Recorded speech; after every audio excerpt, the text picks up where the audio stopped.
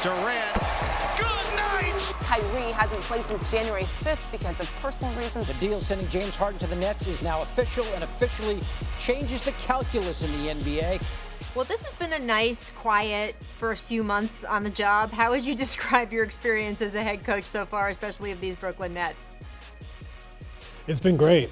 We've definitely had a lot thrown at us. It feels like we've had a couple of years worth of kind of turbulence in some ways, but I've loved it.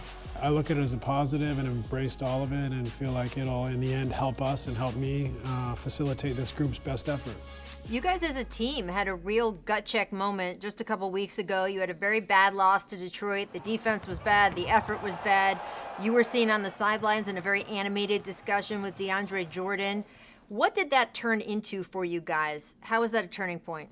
It gave us evidence that things needed to change. And so we showed film, we talked about it, and we challenged them. We challenged them to bring more emotion and energy and competitive fire.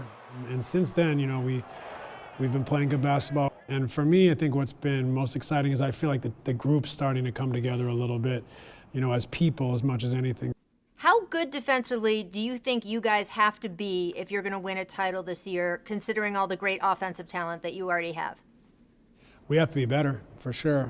Somewhere between solid and very good. That's a project that, everyone realizes it could make or break our season. So that is something that we are cognizant of, that we talk about every single day, and that we are moving in the right direction. But it's going to take the entire year for us to figure out how good we can be defensively. James Harden with a big three-pointer. Triple-double in his Nets debut. Welcome to Brooklyn.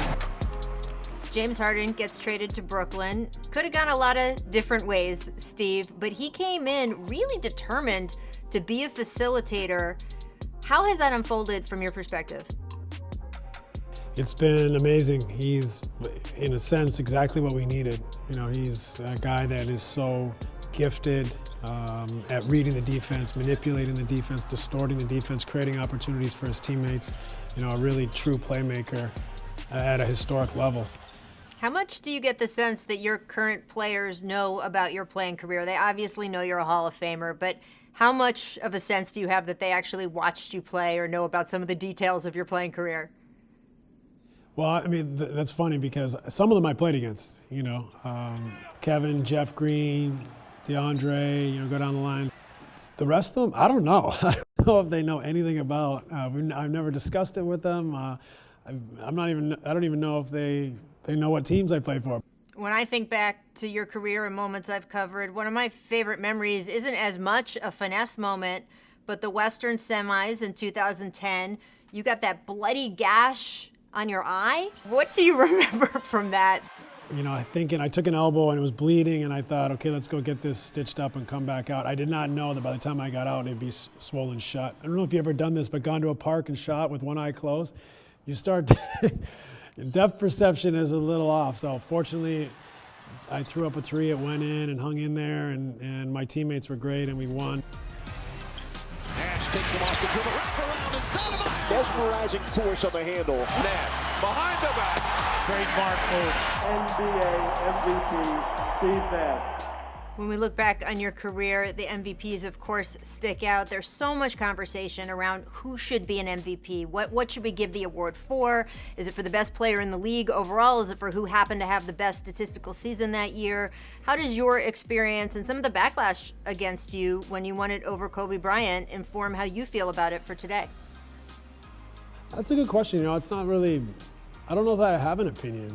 I think that, it's a moment in time, and I think when we look back, we forget what that moment was, and we just look at the names. And so you look back and you think, well, why hasn't LeBron won it every year? But in each individual year, we had some of the incredible seasons that, that guys like Steph Curry or Kevin Durant, were in that moment off the charts, and it was their time. So I just,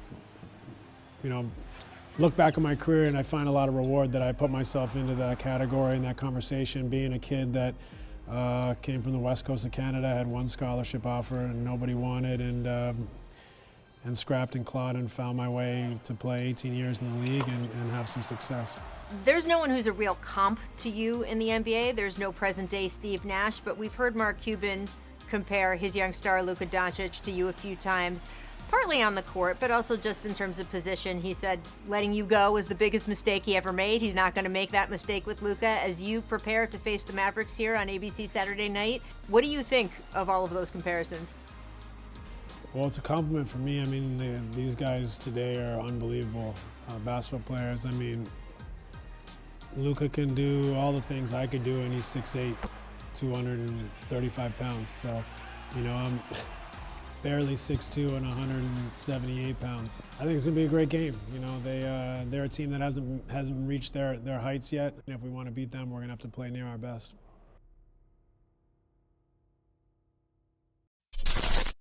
Thanks for watching ESPN on YouTube. For live streaming sports and premium content, subscribe to ESPN+.